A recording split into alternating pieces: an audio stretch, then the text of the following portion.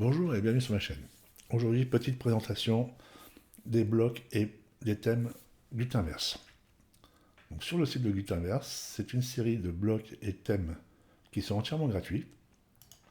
Vous pourrez sur leur site découvrir les thèmes et les blocs en démonstration. Donc là, on peut avoir une série de produits, il suffit de cliquer dessus et voir les différents effets qu'on peut obtenir. On va revenir en arrière. On va aller sur les templates. Ici, on peut voir les différents templates. Donc il suffit de cliquer sur View Détail et après vous avez un modèle de démonstration si vous souhaitez le voir.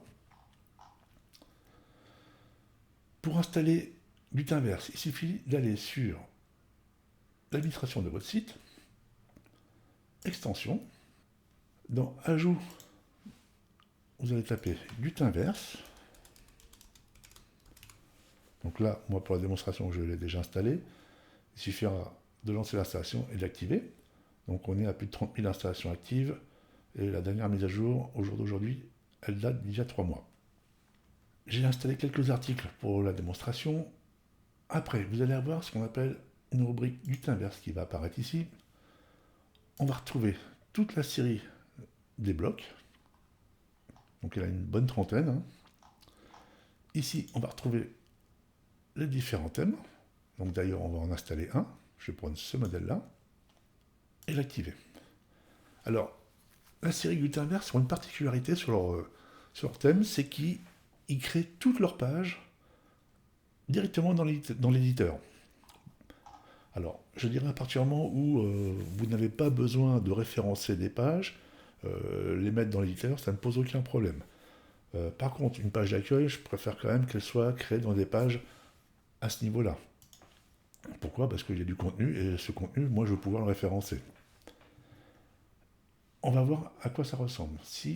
Alors, avant d'y aller, vous allez voir que donc Gutenverse, l'utilisation des thèmes classiques, avec le mode personnalisé et le mode menu.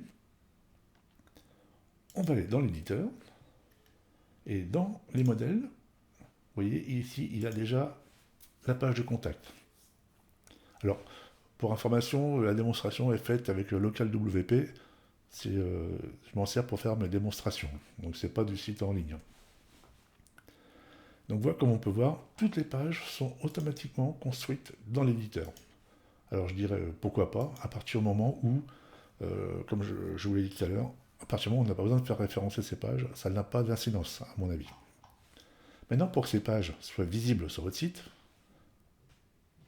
on a quand même l'obligation de créer des pages en physique dans la partie admin, ou tout simplement dans la partie page qu'on a ici, juste avant. Donc là, on voit, on a des modèles de projets, on a des services, à boot à propos, etc. On a une page d'accueil qui est prédéfinie, donc c'est celle-ci, et nous, ce qu'on va faire, on va créer, parce qu'elle n'est pas présente, une page d'accueil pour le blog. Je prends la composition existante et je l'enregistre. Voilà, donc il faut bien comprendre le process. Le concept, c'est donc ces pages-là, vous ne pouvez pas les supprimer, hein. Elles sont intégrées au thème. Par contre, vous pouvez en créer des nouvelles, ça ne pose aucun problème, mais vous ne pouvez pas les supprimer. Vous pouvez les éditer, les modifier, les adapter à vos besoins, ça ne pose aucun problème. Maintenant, si c'est des pages qu'il faut référencer, il va falloir les mettre ailleurs. Donc on a bien notre page par défaut, hein, c'est ce qui sera attribué à toutes les pages que nous allons créer. Donc c'est ce qu'on va appeler notre modèle de page. On va sortir d'ici. Et là, ici, si je veux que toutes les pages qui ont été créées, donc je vais actualiser cette page, apparaissent dans le menu, il va falloir que je crée mes pages. Donc pour cela, on va créer notre page d'accueil. Donc comme on peut voir, par défaut, c'est le modèle de page. Pour l'instant, je ne le modifie pas, on verra ça tout à l'heure. Je vais ajouter une page d'actualité. Là, ce que je fais, c'est pour que vous compreniez bien le principe de fonctionnement de ce thème. Je vais ajouter, on va mettre la page projet puisqu'elle est GIF. Donc, publier. on va ajouter une page service.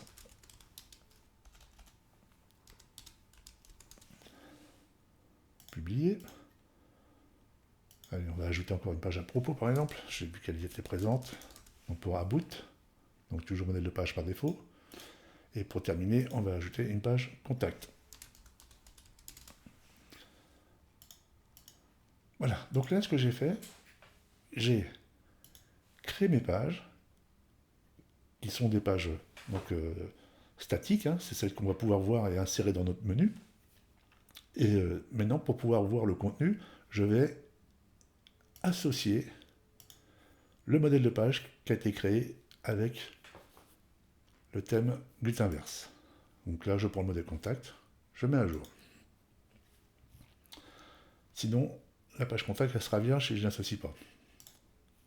Et je vais faire pareil pour les autres modèles de page. Donc là, ça c'est la page service. Mettre à jour.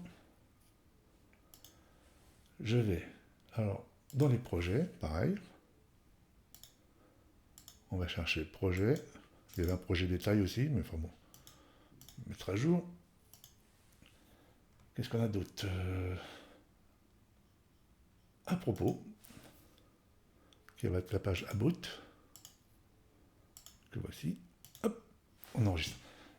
Et maintenant, concernant la page d'accueil et la page d'actualité, ce que je vais faire, je vais tout simplement aller dans Réglages, Lecture, Page statique, et je vais définir ma page d'accueil et ma page de blog, qui est Actualité. Et là, j'enregistre. Maintenant, je vais me diriger dans Apparence, Menu. Je vais organiser mon menu, comme ceci. La page simple, j'en veux pas. La page contact, on va la mettre en dernier. À propos, c'est comme ça, projet, service et tout. Et là, je vais faire créer. Donc là, j'ai créé mon menu. Et là, si je vais dans ma page et j'actualise, j'ai bien mon menu avec un accès direct à tous mes modèles de page qui ont été créés. Service. Voilà, donc le design est vraiment sympa. Hein. Tous les thèmes, j'en ai testé quelques-uns, ils sont vraiment tous beaux. Hein. Là, on a accès à la partie blog du site, avec les différentes options. Donc tout est modifiable au niveau de l'éditeur. Hein. Et la dernière page, qui est la page contact, que voici. Donc, concernant la page contact, il faut impérativement installer un plugin SMTP, hein, sinon les mails ne partiront pas. Concernant le référencement, moi, la page d'accueil, le contenu, je le mettrai ici. Sinon, vous ne pouvez pas référencer votre page. D'ailleurs, toutes les pages que vous souhaitez référencer, il faudra mettre le contenu à ce niveau-là. Et conserver l'éditeur de modèles pour les pages qui n'ont pas besoin de référencer, comme les pages 404, les pages de recherche, etc. Ça, il n'y a pas besoin de les référencer. Voilà pour cette partie. Maintenant, on va aller dans notre page sample. Nous avons la possibilité d'intégrer des pages des différents modèles de sites. On a la possibilité d'intégrer des sections. Alors là, les sections, c'est intéressant parce que ça va vous permettre de voir déjà comment sont construites les différentes pages. On peut voir aussi dans la partie de l'éditeur, mais aussi, je vais apporter par contre ce modèle-là, par exemple. Donc l'avantage, c'est qu'ils sont déjà optimisés aussi pour les modes tablette et les modes mobiles. Donc là, on voit ce bloc que j'ai importé. Il suffit d'aller ici, et là, on voit comment se présente l'architecture de ce bloc. Donc c'est très intéressant, puisque ici, on va retrouver sur notre droite toutes les modes qu'on peut avoir au niveau paramétrage de chaque bloc. Hein, on va retrouver toutes les fonctions qu'on retrouve généralement sur une grande partie des blocs. Là, on peut vraiment faire pas mal de paramétrage que d'autres blocs ne proposent pas. Hein.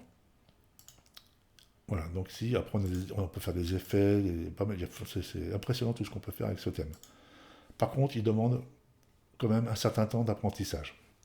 Alors après, donc là c'est pareil, ici on a des éléments qu'on peut copier pour tout ce qui a été au niveau des classes, hein, qu'on va pouvoir injecter. Après, on va mettre à jour. Je vais aller dans mon petit menu, je vais rajouter ma page sample, ajouter, on enregistre, j'actualise, là sur la page sample, j'ai bien mon bloc qui est importé.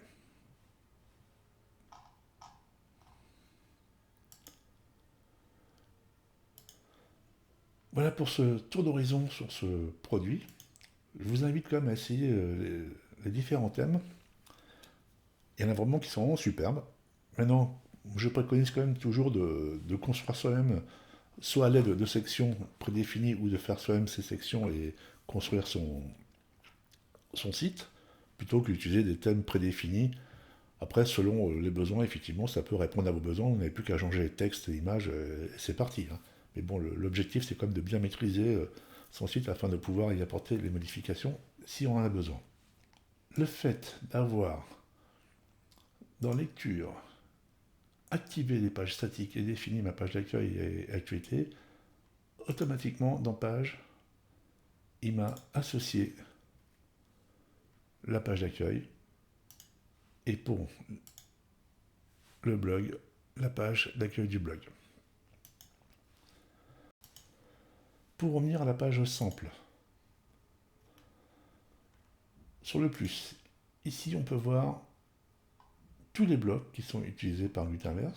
Donc il y en a quand même un petit paquet, hein, ce qui va nous permettre quand même de faire de très beaux sites, puisqu'on a la possibilité de faire pas mal d'effets. Ici on retrouve nos sections.